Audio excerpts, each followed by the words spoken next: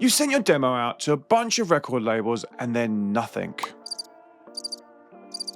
No feedback, no responses, no plays on your SoundCloud link, which leaves you demoralized and frustrated. For some, it can even stop you sending out tracks again. Who's felt like that? Hands up in the comments. Yeah, I bet loads of you have. In today's video, I want to look at the reasons why this might be happening and to give you some more background from a record label's point of view why it is happening so that you can consider them for next time you're sending out demos. I'm also going to give you some actionable steps for getting more music signed. Hi, I'm Graham Farmer, founder of Dance Music Authority Data Transmission, and on this channel we help DJs and producers get more music signed, build their audiences, and get them out their bedrooms to touring the world. At Data Transmission we have 4 in-house record labels, and I've worked with over 500 DJs and producers in my courses, helping them get signed to some of the biggest dance music record labels on the planet. I've broken this video down into 5 big sections on why your demos aren't getting signed. And this doesn't matter if you're making disco or house or techno or drum and bass or even clowncore. If you aren't doing all of these 5 things, then your demos won't get signed, especially the last one. It's a big one. The label. First up, you have to consider that record labels are not somebody's full-time job. They might not even be their second job. They could be their third thing they have going on. Imagine a label is being run by an artist who's about to pop and they're getting bigger and bigger, but they're still working their day job. Essentially, their first thing is their day job, the second thing is them being an artist, and their third thing is them running the record label. And maybe they've started that record label to build their brand while they're growing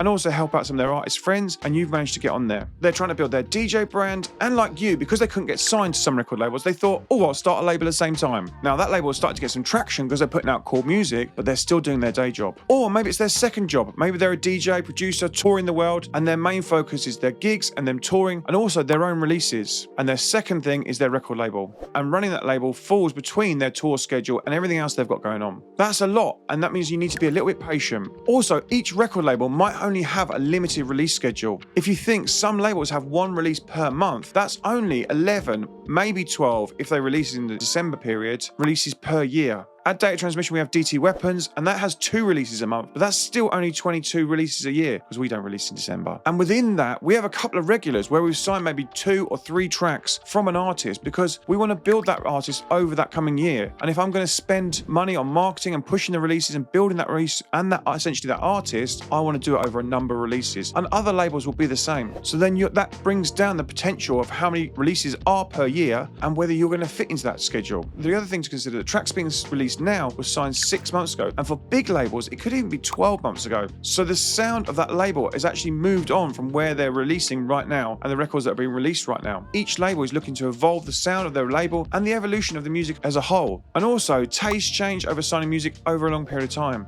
Let's chat the music and the brutal truths about the music. First and foremostly, your music might not be good enough for that label, and it's very simple. You might just be too early in your journey to sign to the bigger labels. Everyone wants to shoot to the top, but then they might not be just good enough. Maybe you've sent a load of tracks to a label. In that email, you've said some are finished, some are not. There's some bangers. Check them out. That's going to be off-putting to a label. No one wants to hear of unfinished projects. So have you had someone listen to your demos before you even send them off to see if the quality is up there, or could you make changes before you send out that demo email? Every week on this channel, on Mondays and Wednesdays from 1 PM in the UK, we have a demo feedback session. Myself and Toolroom Data Transmission producer Los Seca sit here in my Disco shed and listen to demos from my Discord server. And if you want to submit a demo, join the Discord. The link is in the description and become one of our shed heads. You can submit 1 track per stream and we'll try and listen to as many as possible each stream. And if you can't make it because you're at work, submit before, and then you can always watch the streams back on this channel in the live tab. As we spoke about, labels are always looking to the next big sound and the next big thing, but they don't know what it is and they need to be told that. So as producers, you need to find out what that is. So making a carbon copy of a big track that they've got out at the moment, that's not going to land for them. They've already got that track. They've boxed off that sound. They're looking for something new and they're looking for something that they don't know what they need yet. If you send them a track they've already got and a new version of it, that's not going to land either. They've already got that boxed off, move on. Are you aiming too high up the ladder? If you think of labels in a tier system, the biggest labels in tier A, they're the ones that are doing the millions of streams. They're the biggest artists. They have the biggest catalogs and they have the biggest records.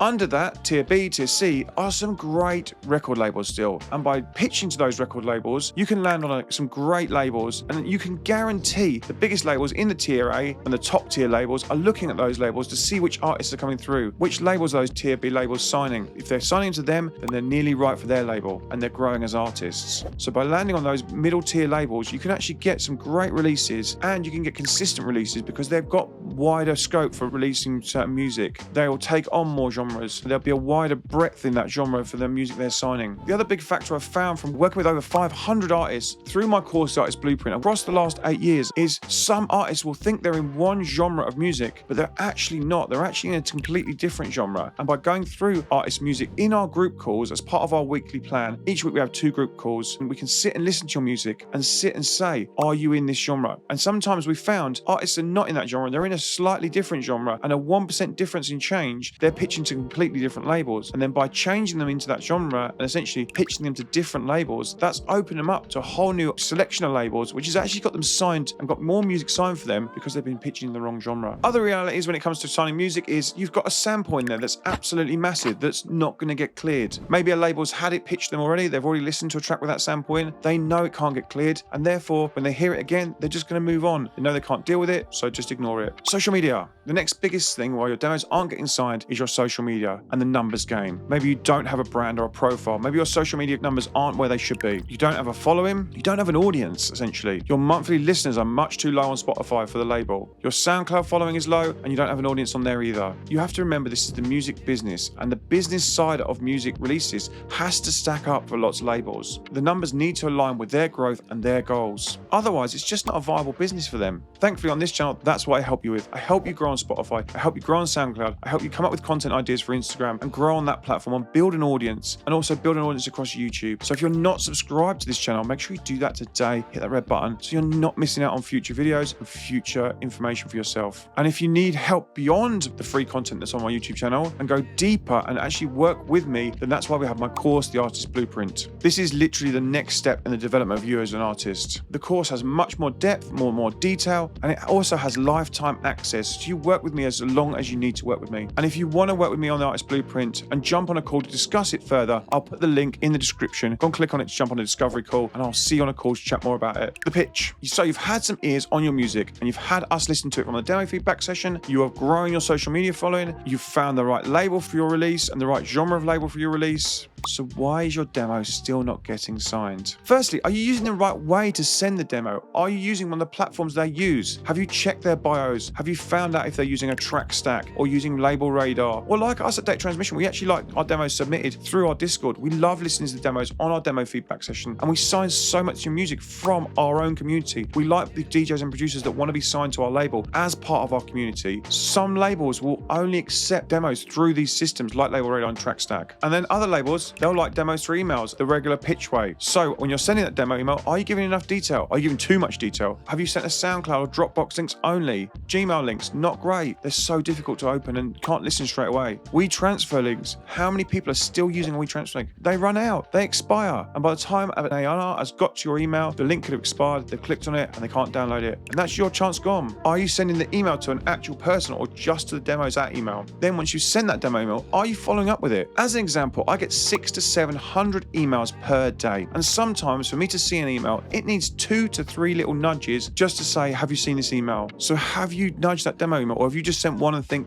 they've not listened to it? And if you do send it, make sure you're being polite and not rude. Network. So you've done all that and still your demos aren't getting listened to and your music's not getting signed. And so the biggest one for me is how big is your personal network within this industry? Does the A&R know who you are? Do they know your name? Have they met you? Have you spoke to them outside and have a personal relationship with them? Have you met them at a conference? Other conferences and music conferences around the world, there's so many, and I've got a playlist of those and I'll link to that below. Making that personal connection within dance music is so important, and it helps you get your music signed. Remember, friends sign music from friends. Going to conferences like ADE and IMS and Berlin Dance Event and Brighton Music Conference and even Winter Music Conference can help you get music signed, because you meet people and your network gets stronger, and therefore your potential to get music signed gets easier. We definitely open doors through my course, The Artist Blueprint, for our course members by connecting them with the right people, and that gets them more tracks signed to labels. The other side to releasing a record is, does it need to be an official release? Is it a bootleg or an edit? Can it just be released as a free download, which will then help you build some numbers and build some audience? And if you want to do that, then there's a 3-stage strategy to releasing bootlegs and edits, and I've talked about it in this video, and it gives you the 3 steps to releasing that edit and getting as much traction and getting as many people playing it and listening to it as possible. So click on the screen and jump over to that video in a minute. As ever, if you've enjoyed this video, please give it a comment and let me know your biggest takeaway from this video. I'd love to read your comments. Also, consider liking it and subscribing to the channel. I've been Graham Farmer, and I will see you over in this video. Let's jump over to the together,